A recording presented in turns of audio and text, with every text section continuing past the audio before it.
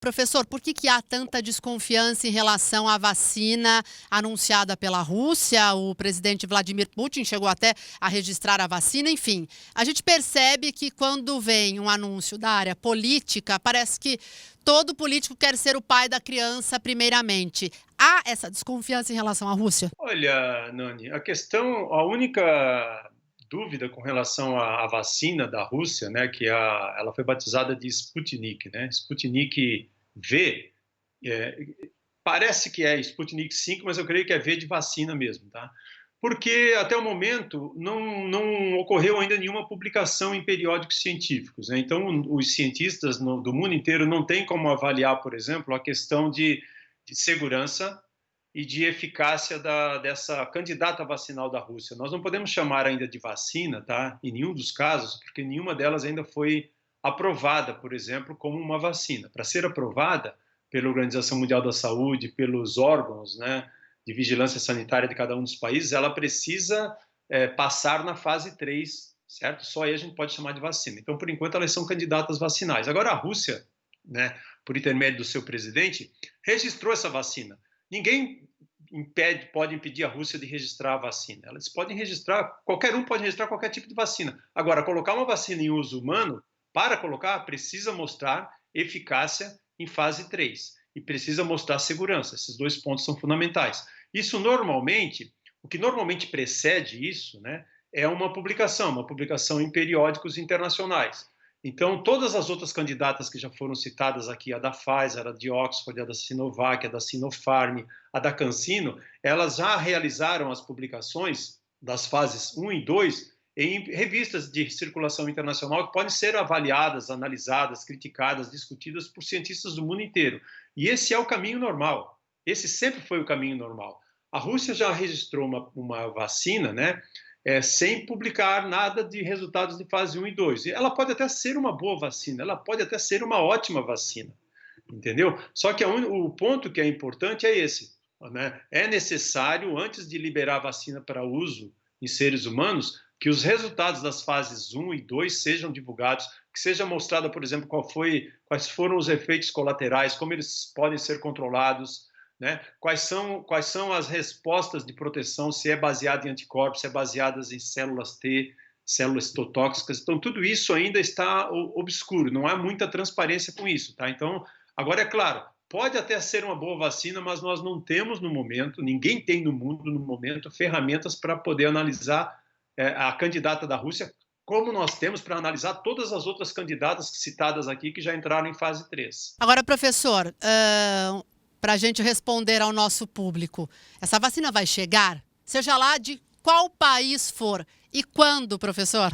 Essa pergunta muita gente se faz todo dia, né? A minha mãe me É faz ganhar na loteria quem tiver essa resposta, né, professor? essa pergunta, é uma pergunta de 10 milhões de dólares. Olha só, eu digo uma coisa para você, a vacina ela vai chegar com certeza, porque nós temos aí mais de 160 candidatas vacinais. Dessas 160 candidatas vacinais, com certeza nós vamos ter algumas 3, 4, talvez até um pouco mais de vacinas aprovadas no final, certo? Muitas delas não vão chegar na fase 3, a gente sabe disso, mas aquelas que chegarem na fase 3, eu diria para você que historicamente, de cada 10, uma ou duas podem realmente virar uma vacina. Então, uma vacina vai chegar para a gente com certeza. A resposta é quando?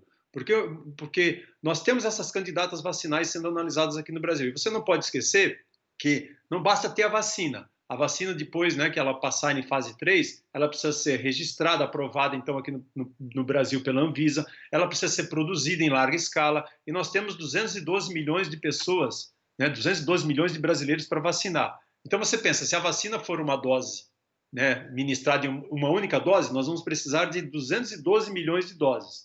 Mas se nós precisarmos de 2 doses, nós vamos precisar de 424 milhões de doses. O Brasil não tem condições de produzir tantas doses num período muito curto. Então, nós vamos provavelmente produzir um número menor de doses, talvez 20, 30 milhões de doses inicialmente, né, talvez no início do ano de 2021. Vacinar, principalmente aquelas pessoas que estão nos grupos de risco, profissionais da saúde, né, professores, né, que têm contatos aí nas escolas, nos colégios, né, profissionais de transporte público, né, ou de aplicativos, enfim, pessoas que estão em contato com muita gente, né, com o público todos os dias, provavelmente pessoas de alguns grupos de risco também devem ser priorizadas, né, idosos, embora a gente não saiba ainda se todas essas vacinas elas vão garantir imunização para os idosos, né? Algumas delas, podem precisar de mais do que 2 doses, inclusive, para idosos, porque a gente já está percebendo que algumas das respostas, principalmente em termos de anticorpos, dessas candidatas vacinais, elas caem com a idade.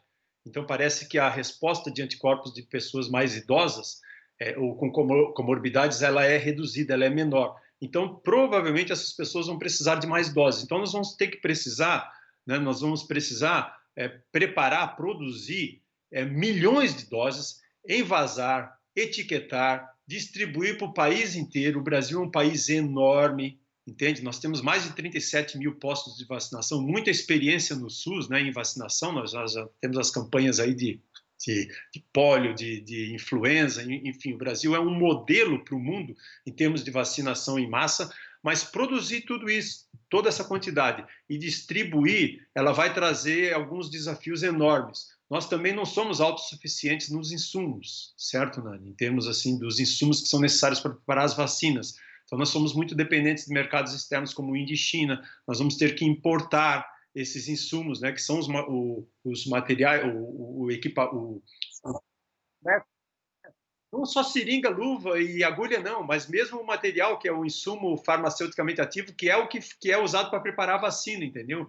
Então, tudo isso aí vai trazer um grande desafio para a gente. Eu acredito que nós vamos ter mais do que uma vacina, 2, 3, 4 vacinas, é o que todo mundo quer, e provavelmente nós vamos precisar de mais do que uma vacina, porque uma única vacina não vai nos tirar dessa pandemia, uma única formulação vacinal não vai nos tirar dessa pandemia. Provavelmente a gente vai precisar de uma vacina que tenha uma resposta de anticorpos, talvez um reforço de uma segunda vacina que tenha uma resposta de células citotóxicas, ou o contrário. Então, tudo isso aí só as fases 3 agora vão dizer para a gente, certo? Mas eu diria, assim como eu falo para minha mãe, sabe que ela me pergunta todo dia essa mesma pergunta que você faz, filho, quando vai ter a vacina? A gente gostaria que tivesse logo, mas acontece que, olha, a mensagem que eu quero passar é positiva, porque nós estamos há 7 meses nessa pandemia.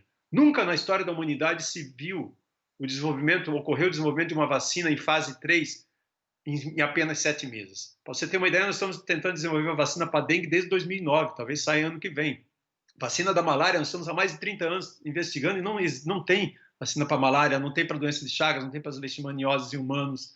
Então, o tempo de desenvolvimento de uma vacina é de 8, 10, 12 anos, às vezes até muito mais do que isso. Então, em 7 meses, nós já temos várias candidatas em fase 3. Então, as pessoas têm que ter ideia de que já foram feitos avanços notáveis, fantásticos. E se nós vamos ter em dezembro desse ano, em janeiro, ou talvez só em julho do ano que vem, agora só as fases 3 é que vão dizer isso, certo? E também a capacidade também depois de produção e distribuição. Mas avanços notáveis. Então, eu gostaria de passar a mensagem que é mais de otimismo do que de qualquer outra coisa. Eu acho que o momento é realmente assim de otimismo, porque os avanços foram muito notáveis até agora, e enquanto a gente espera pela vacina, reforçar que as medidas não farmacológicas, né, elas são fundamentais, do distanciamento físico, isolamento social, para quem pode, claro, né, mas uso de máscara, os hábitos de higiene, de uso de álcool gel, isso aí são fundamentais, né?